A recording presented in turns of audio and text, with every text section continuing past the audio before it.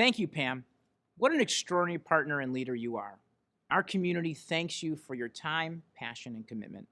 And a much-deserved mazel tov to Andy Hochberg in receiving our community's highest honor, as Andy has served our community in so many ways over so many years with grace and humility. Any discussion of this past year must begin with the pandemic.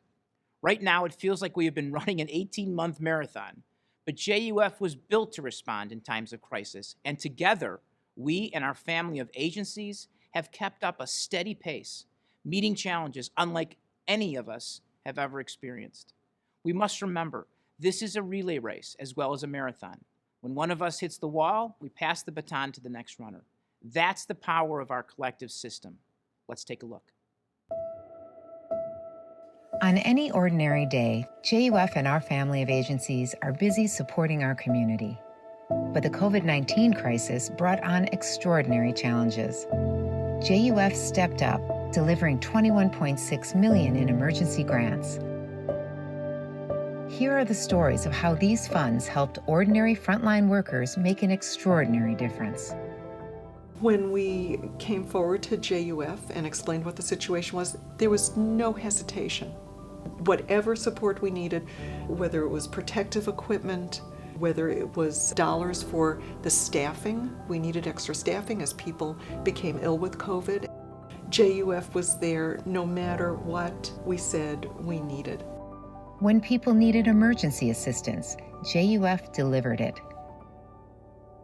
We saw a tremendous increased need in services this year. We know that the impact of the pandemic is medical, but beyond that, it impacts mental health, it impacts employment, it impacts financial need, all of which are core JCFS services. So with the partnership of JUF, we were able to increase our financial assistance support and shorten the amount of time.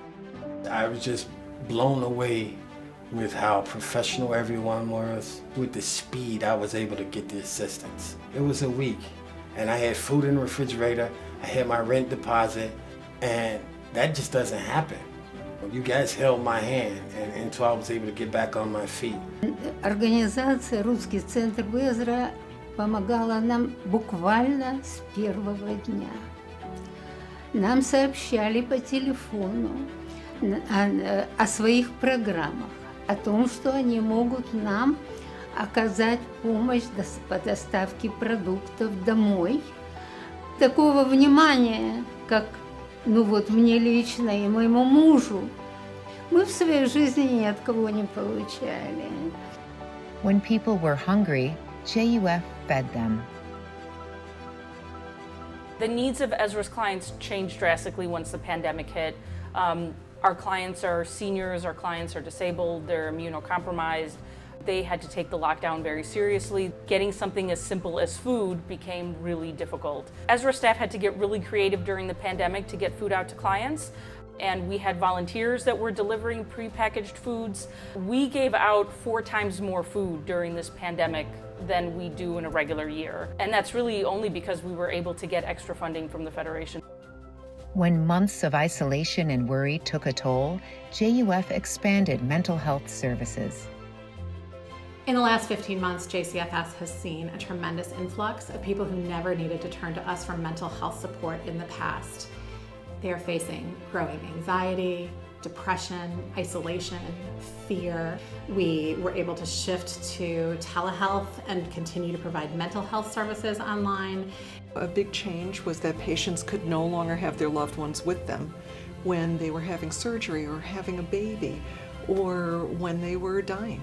We gave a lot of thought to how do we make sure that we understand where our own caregivers are on that breaking point continuum.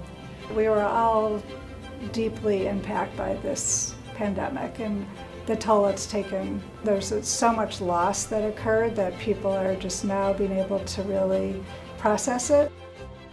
One of the largest patterns that we noticed was parents expressing a tremendous amount of anxiety and a tremendous amount of struggle trying to balance working and parenting in the same environment. a lot of the children were having separation anxiety. Jay's providing us talking points of how to talk to our kids, what's age appropriate for them to hear. And the teachers here were fabulous. They were doing Zoom with the kids, and so the kids still got those moments of normalcy. They still got to do Shabbat with their friends. Shabbat is here, Shabbat is here. I'm so glad that Shabbat is here. When seniors and people with disabilities were isolated, JUF let them know they weren't alone. Well, I was worried about him being isolated because I didn't want him to be bored, and they canceled all the activities here. A friend of mine sent me a link to the programs in Council for Jewish Elderly, and one of them was this artsy talk, and I know he loves art, and it allows you to engage and learn. You know, they had different sculptures, and we can interact about our reaction to the different kinds of sculpture, and she would comment about it, so it was very entertaining. It's something I look forward to every Thursday. When we needed to stop programming and they were in their homes, we were really nervous about how they were going to be not part of what they were used to doing every single day. So we made sure that our staff were FaceTiming them daily, that they were connecting with other peers that they were used to seeing every day, and we put programming virtually together so that every single day there were touch points and they were part of our family. So I got on Zoom. I was a little nervous at first. Did the music therapy. I liked it. It made me feel more calm and have confidence. Catcher did a really big thing for me. JUF was made for crises like these. JUF and Sinai have been together for as long as Sinai's been in existence, right from the beginning, so 102 years. So our relationship with JUF has been so integral to our ability to serve our clients during this pandemic, and they've really helped us live our name, right, which is Ezra, help in Hebrew, and through their help, we've been able to turn around and provide lots of help to our community. I cannot say enough positive things about the strength of our relationship with JUF. It's a partnership, it's stability, it's mutual respect, it's community. And it's hard to imagine how we would have weathered the last 15 months without our partnership. And I really look forward to what the next phase is going to bring for us.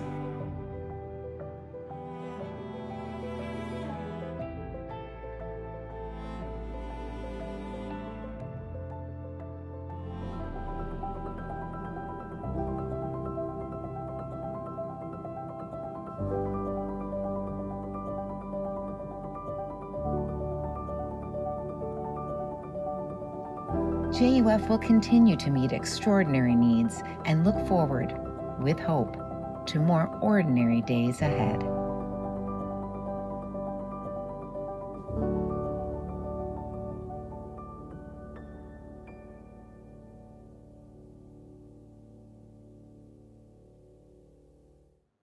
Whether we can see it or not, the finish line is on the horizon, and we will keep putting one foot in front of the other until we reach it without faltering.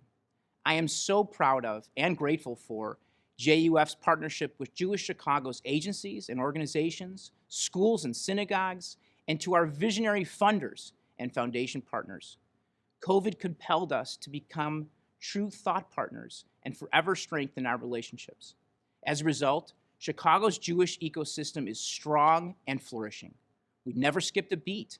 Our Jewish preschools and day schools and camps were open for business and operated safely when others could not, enabling our kids and families to thrive. I am thankful for JUF's amazing lay leaders and professional staff who also didn't skip a beat.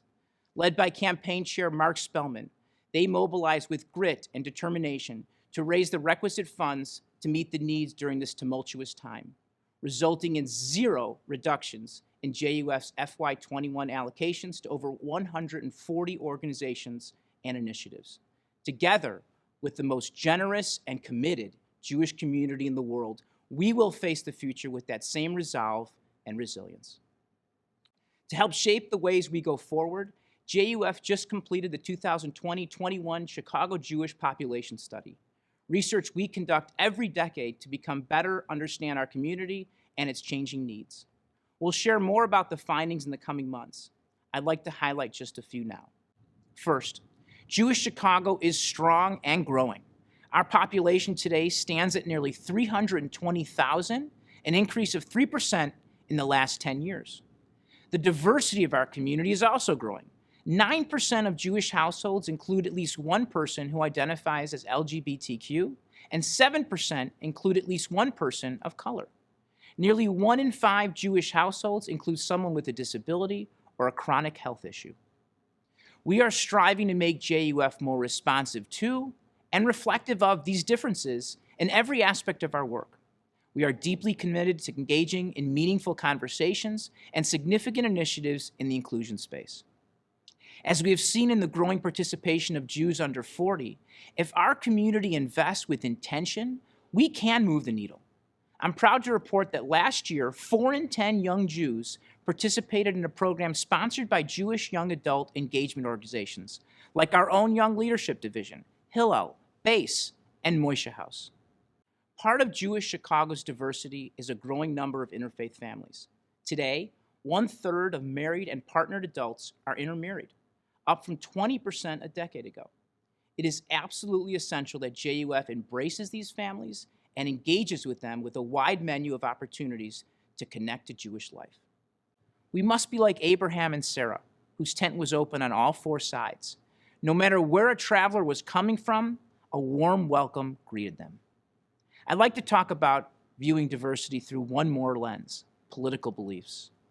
JUF's tagline, "Together for Good," stands as a promise to work together always, and always for a better world. In today's politically charged reality, Together for Good also challenges us to accept diverging points of view within our community. Just as Jewish values fuel our passion for the issues, we must ensure that Jewish values shape how we speak to and about each other. We must tamp down the toxic tone in our discourse and learn how to disagree without disdain and to debate without doubting another's integrity. We are commanded to behave with derech eretz, common decency, which has sadly become too uncommon. If intelligent, good-hearted people cannot disagree and still respect and even like one another, what does that say about the tensile strength of our community? This division of the world into pro or con, liberal or conservative, us and them, is not only heartbreaking, it just may be the greatest threat to Jewish survival today. Nothing empowers those who hate us more than seeing us divided. Let's ensure that JUF continues to be the place where Jews of all backgrounds can find a home, where individual politics are left at the door and we all focus on our core mission of helping the most vulnerable and engaging the Jewish community in new and exciting ways. When someone is hungry, it doesn't matter who they voted for, we feed them. When a young adult is looking for a sense of belonging, it doesn't matter how observant they are, we connect them to community. When Israel is under fire, it doesn't matter who the prime minister is, we send aid. That's exactly what we did last spring. When Hamas launched intensive rocket attacks against Israel, we swiftly advanced $1 million to meet the needs on the ground and allocate an additional $125,000 in emergency grants. As if the conflict with Hamas wasn't terrible enough, in its wake, a wave of anti-Jewish hate swept the globe, horribly illustrating that today there are no boundaries between anti-Zionism and anti-Semitism. The subsequent surge in attacks against Jews and Jewish institutions demanded that JUF double down on protecting our community and galvanizing people of all ages and all faiths to fight anti-Semitism. That began with the commitment to significantly grow our security team and deepening its capacity. In the coming months, JUF will do more to help Jewish facilities garner Homeland Security grants and to provide additional matching grants of our own for security improvements at local schools, synagogues, and other Jewish institutions. Security costs topped $5 million annually just for JUF's family of agencies, and the number will only increase as we expand our services to all Jewish institutions. We long for the day when we can instead devote those resources elsewhere. Until that day comes, JUF will do what is necessary to keep our communities safe. Effectively addressing security is just one way to combat the spike in anti-Semitism. Many in our community, particularly young people, don't fully understand anti-Semitism or how to effectively address it. In addition to equipping them with the resources, one of the best ways we can prepare Jewish tweens, teens, and college students to face anti-Semitism is to instill pride in their Jewish identity while teaching them the history of our people and our Jewish homeland in all its complexity. At the height of the pandemic, we doubled down to ensure that every single Jew felt connected to community, and we can't stop now. JUF's many initiatives to engage the next generation are building blocks that prepare them to advocate for Israel and for themselves as American Jews. We must ensure that love for Israel is part of the next generation's lived Jewish experience. The continuing strength of the U.S.-Israel relationship depends on it, and so does our sense of peoplehood. We must continue to grow Israel now, the amazing 8th grade Israel trip that originated right here in Chicago and has already been adopted by 4 other communities. We must partner with synagogues, summer camps, and day schools to help teens develop a nuanced understanding of Israel's reality, sending them to college secure in their Jewish identities and knowledge. And yes, we must make additional inroads at Illinois colleges, where our Hillels and Israel Education Center support students in responding to BDS and anti-Semitism on campus.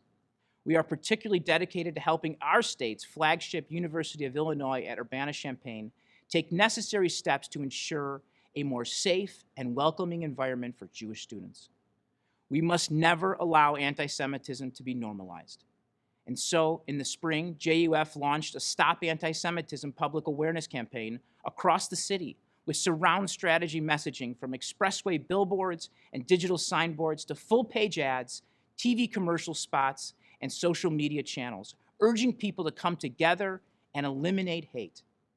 The campaign was targeted to both Jewish and non-Jewish audiences because it is urgent that our interfaith partners and friends also speak out against anti-Jewish hatred. When you are silent, it hurts. When you speak up, it strengthens us. It is equally urgent that we in the Jewish community stand up to any and all forms of hate with the same fervor that we do when we speak out against anti-Semitism.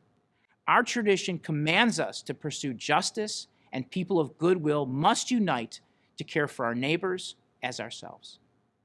We are nearing the end of Yamim Noraim, the days of awe, a time of introspection and repentance, when we recommit to who we are as individuals and as a community. At JUF, we recommit to standing up to all forms of hate. We recommit to embracing our community's diversity and celebrating its complex and beautiful vitality. We recommit to our core mission of feeding the hungry while nurturing the spirits of those who hunger for community. And we recommit to engaging every single Jew in Jewish life and learning. Let us gather strength from one another and enter the new year with determination, optimism, and excitement. L'shana tova tikatevu, and may we all be inscribed in the book of life.